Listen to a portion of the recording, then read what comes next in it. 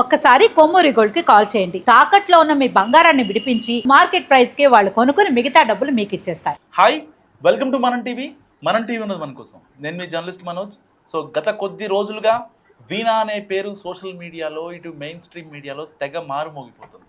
నన్ను జనసేన ఎమ్మెల్యే అరవ శ్రీధరం మోసం చేశారు, 5 సార్లు అబార్షన్ చేయించారంటూ రోడ్డెక్కి తన ఆవేదన వ్యక్తం చేస్తుంది.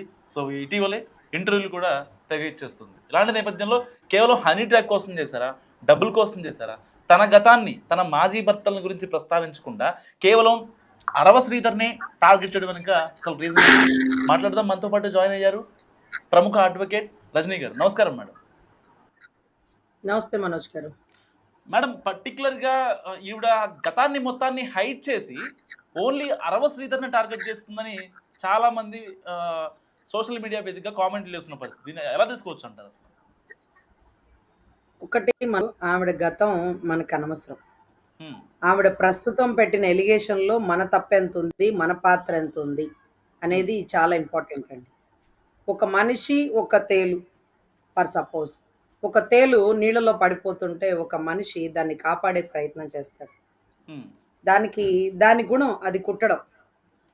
అన్నిసార్లు అది కుడుతుంటే ఇంకా ఎందుకయ్యా దాన్ని పట్టుకొని నీళ్ళలోంచి బయట వేయాలని చూస్తారు అంటే, తేలు దాని గుణాన్ని కుట్టడం అంటారు. మనిషి సహజ గుణం సహాయం చేయడం. సో ఎవరి గుణాలని వాళ్ళు అలాగే ఉంటారండి. వాళ్ళ గుణం అంతే, వీళ్ళ గుణం అంతే. ఎవరి గుణాన్ని వాళ్ళు కాపాడుకోవాలి. ఇక్కడ అరవ శ్రీధర్ గారు ఒక సాధారణ కార్యకర్తను కాదు, ఒక నాయకుడు కాదు, ఒక శాసనసభ్యుడు, ఒక గొప్ప స్థాయిలో ఉన్నటువంటి ఒక ఎమ్మెల్యే హోదాలో కలిగి ఉన్న వ్యక్తి. 21 సీట్లు తీసుకున్నారని పవన్ కళ్యాణ్ గారిని బూతులు తిట్టిన జన సైనికులు నాకు తెలుసు.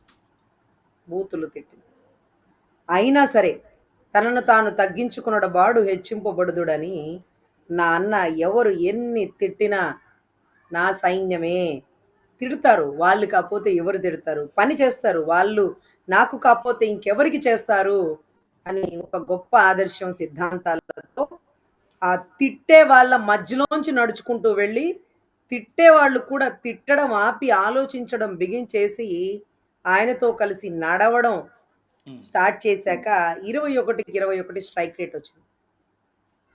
అంటే పడడం సర్వసాధారణం, కానీ పడి లెగవడం అనేది గొప్ప విషయం. కెరటం అంతే కదా, పడుతుంది లెగుస్తుంది, పడుతుంది లెగుస్తుంది. సో జీవితం కూడా అంతే, ఎన్నో ఆటుపోట్లు, అన్నిటికీ సిద్ధపడి ఉండాలి.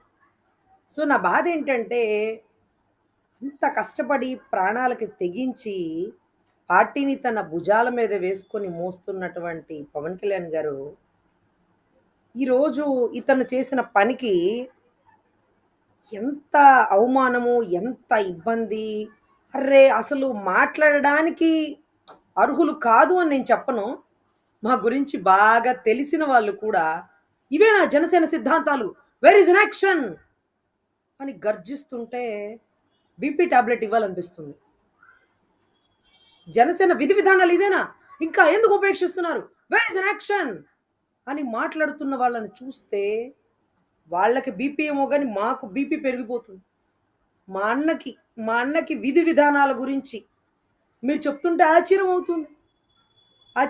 ఎంత కఠినంగా ఉంటాడు అంటే, ఒక జనసేన మహిళా ఎమ్మెల్యే అభ్యర్థి మీద ఎలిగేషన్ వస్తే కూడా మాట్లాడకుండా కఠినమైన నిర్ణయం తీసుకొని ఈ రోజుకి ఆ బిడ్డ కలవాలి అని తాపత్రయపడుతున్నా సరే ఒక్క మారు కూడా అవకాశం ఇవ్వలేదు.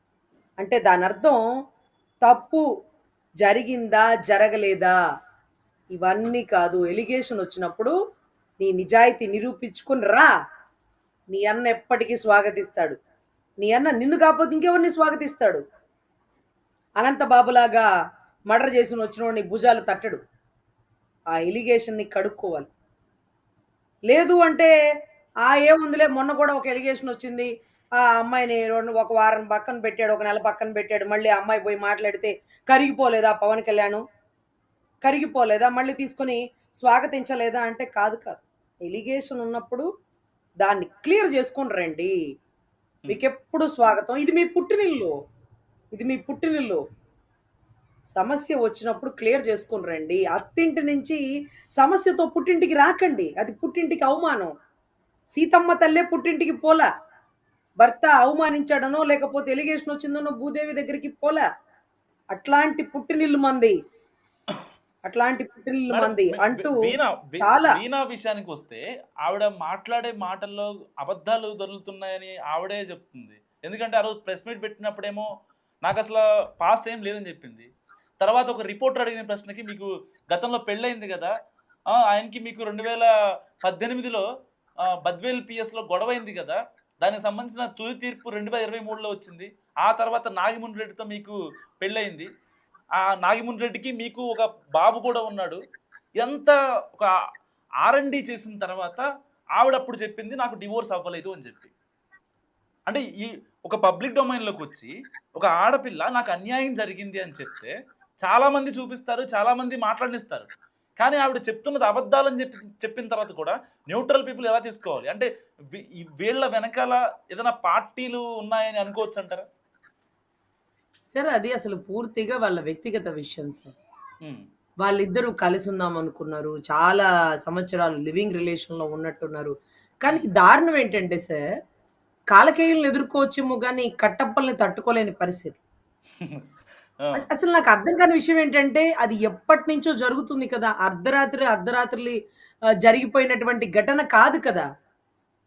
కొన్ని సంవత్సరాల నుంచి జరుగుతుంది రిలేషన్‌లో ఉంటే, అరే! నీకు అందరిని దాటి నీకొచ్చిందిరా లాటరీ. నీకు అద్భుత అవకాశం అని వచ్చిందిరా. అన్నని పలుమార్లు కలిసే అవకాశం, అన్నతో పాటు శాసనసభలో కూర్చునే అవకాశం. ఇది అదృష్టం, ఇది వరం. ఏ తల్లో కన్నా వరం నీకు వచ్చింది. నీ తల్లి అదృష్టవంతురాలు. ఏ తల్లి కన్న బిడ్డవో నువ్వు అని సంతోషపడాల్సినటువంటి పరిస్థితుల్లో, ఈ తప్పు జరుగుతున్నప్పుడు చుట్టూ ఉండే క్యాడర్ నిద్రపోతుందా? చుట్టూ ఉండే క్యాడర్. పార్టీ ఆఫీస్‌కొచ్చి మాకీ పదవులివ్వలేదు. వాళ్ళట్లా, వీళ్ళిట్లా, వాళ్ళకెందుకిచ్చినారు పదవులు, వీళ్ళకెందుకివ్వలేదు అని నోళ్ళు చించుకుంటూ పెద్ద పెద్ద లెటర్‌లు రాసే వాళ్ళకి చెప్తున్నా. అర్రె! మీరు టికెట్ ఇచ్చిన ఎమ్మెల్యే ఇలా గాడి తప్పిపోతున్నాడు. ఇదిగో పలానా అమ్మాయితో బైకుల మీద, కార్ల మీద ఒంటరిగా ట్రావెల్ చేస్తున్నాడు. ఆ అమ్మాయికి కొంత డబ్బు గూడిస్తున్నాడు. ఆ అమ్మాయి రాత్రులు ఇంటికి కూడా వస్తుంది.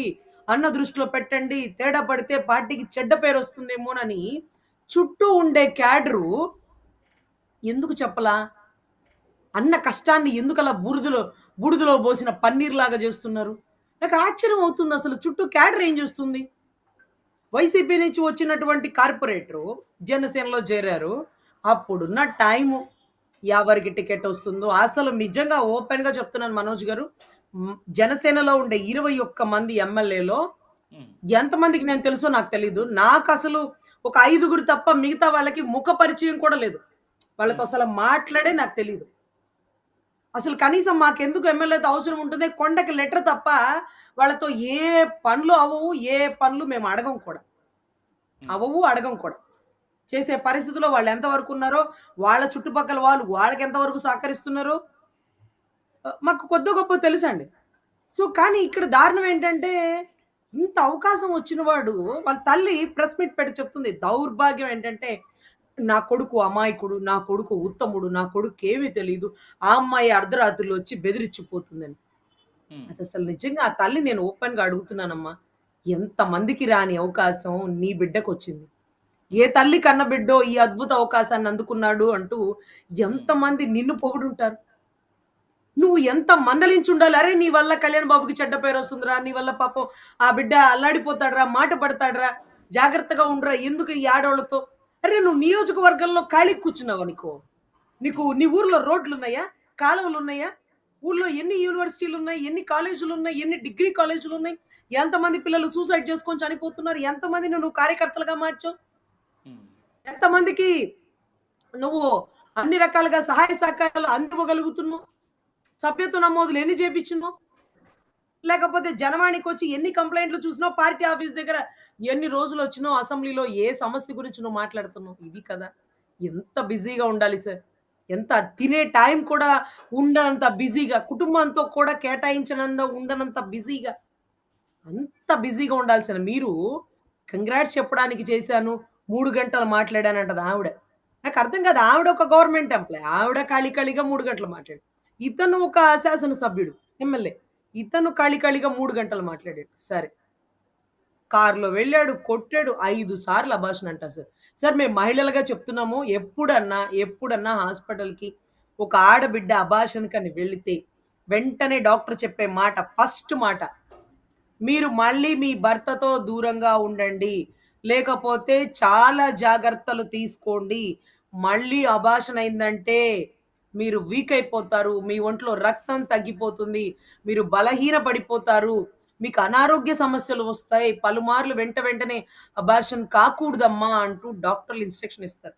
అది 1కి లేదు 2. 5 కడుపులో బిడ్డని 5 బిడ్డల్ని నువ్వు చంపేసినావే! అవి ఆడబిడ్డలో, మగబిడ్డలో అతని కోసం. ఏ అతని కోసం? నువ్వు ప్రేమించిన అతని కోసం. అతన్ని పెళ్లి చేసుకోమని ప్రెజర్ చేస్తున్నావు అంటే, ఈ భర్తతో నీకు విడాకులొచ్చి, ఆ విడాకుల కాగితాలు చేత్తో పట్టుకొని కదా నువ్వు ఫైట్ చేయాలా? సరే. అలా పెళ్లి చేసుకుంటే అది లీగలైజ్డ్ కూడా అవ్వదు కదా! సార్ ఇది ఎంత దారుణం అంటే, గతంలో గోరంట్ల మాధవ్‌ని మేము ఏంటి ఈ పనులు అని ఏ కేసు పడేసిన వాళ్ళం మేము. ఈరోజు జనసేనకి సంబంధించి మా పార్టీకి సంబంధించిన ఒక ఎమ్మెల్యే ఇలాంటి తప్పు చేస్తే మాకు కోపం తీసేయండి సార్. ఎంత సిగ్గుగా ఉంటదో తెలుసా?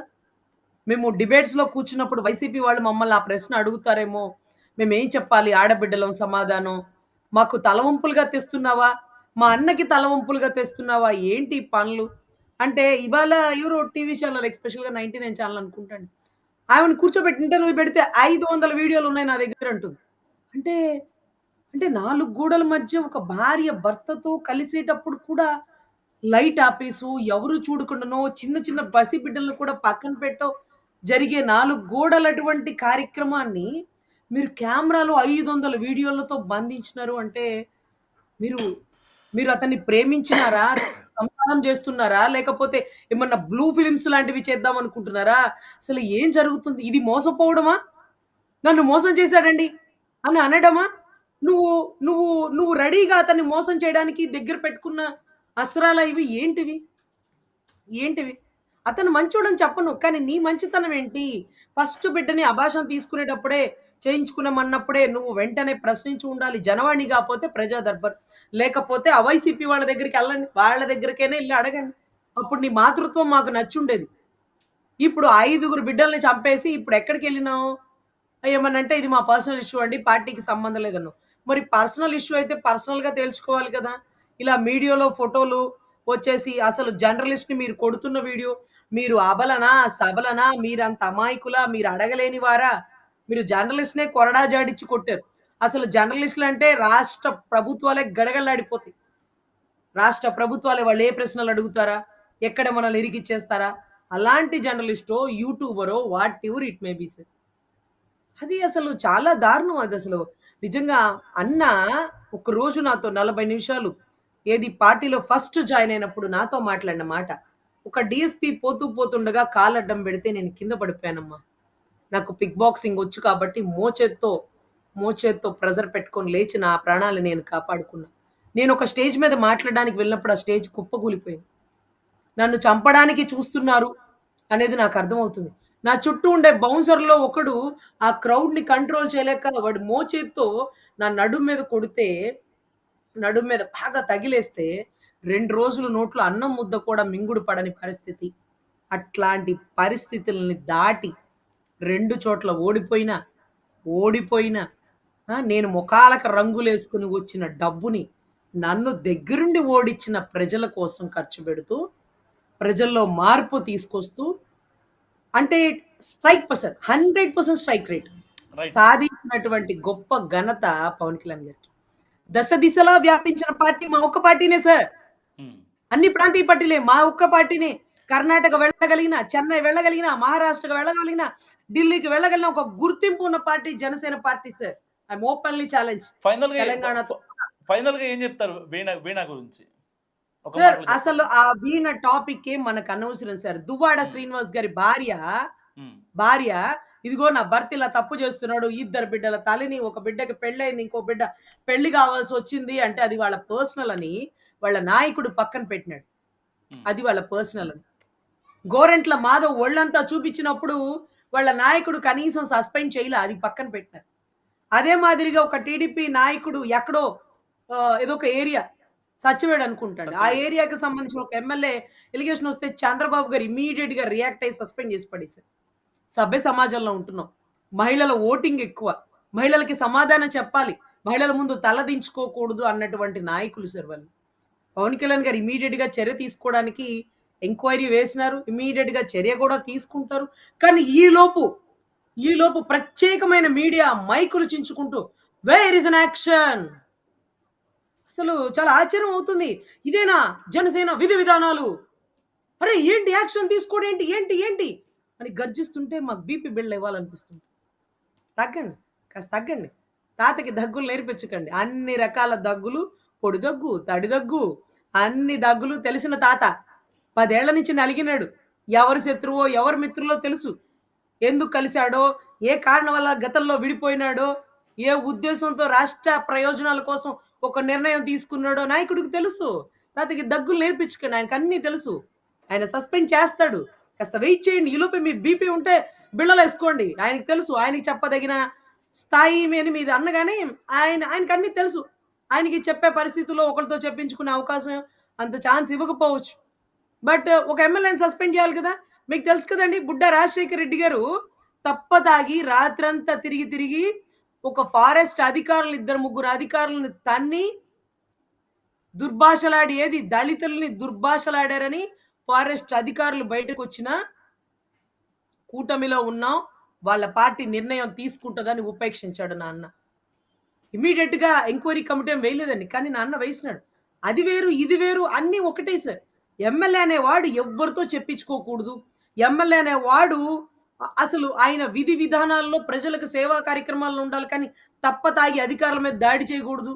కానీ విప్పులో అలా జ అవకాశం ఇస్తే జ ఒళ్ళంతా విప్పి చూపించకూడదు. కానీ అన్నీ. అలాంటి జనసేనలో హర్షవీణ ప్రకంపనలు రేపింది కదా! సార్ హర్షవీణ ప్రకంపనలు లేపడం కాదు గానీ, హర్షవీణ ఇది నా పర్సనల్ విషయం. నన్ను పెళ్లి చేసుకుంటానన్నాడు. పెళ్లి చేసుకోలేదు. అమ్మా నువ్వు విడాకులు తీసుకో. నువ్వు పెళ్లి చేసుకుంటాడేమో. కూర్చొని మాట్లాడుకోండి. కూర్చొని మాట్లాడుకోండి. ఆ వీడియో ఫేక్ అట. హ్మ్. ఆ వీడియో ఫేకే. కానీ 500 వీడియోలున్నాయంట. హ్మ్. ఆవిడే చెప్తుంది కదా! ఆ వీడియో ఫేక్ అని అనింది కదా! మీ ఇంటర్వ్యూలో కూడా ఇప్పుడు ఏదైతే నగ్నంగా వచ్చిన వీడియో ఫేక్ అంటుంది.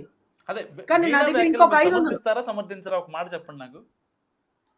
సార్ వీణ గారికి హ్మ్. ఖచ్చితంగా పార్టీ తరపు నుంచి న్యాయం జరుగుతుంది. ఓకే. వీణ గారి గతం కూడా మాకక్కర్లా. చాలా హ్మ్. మంది జనసేన నేతలు కూడా ఆవిడ అంతకుముందు అతనితో సంబంధం ఉంది. తర్వాత ఇతనితో సంబంధం ఉంది. ఇవన్నీ ప్రభుత్వం కాదు. సుప్రీం కోర్ట్ ఒక అద్భుతమైన చట్టాలిచ్చింది. హ్మ్. 497 అడల్టరీ. హ్మ్. అడల్టరీ అనేది స్ట్రక్ డౌన్ చేసేసినారు. ఎవరితోనైనా సంబంధాలు పెట్టుకోవచ్చు. మనకు అనవసరం. ఒక మహిళ గురించి మాట్లాడదగిన వాళ్ళమా? తప్పు కదా! ఆవిడ ఎలాంటి సంబంధాలున్నా మనోడు కెలికినాడు కదా! హ్మ్. మనోడు ఇష్టపడినాడు కదా!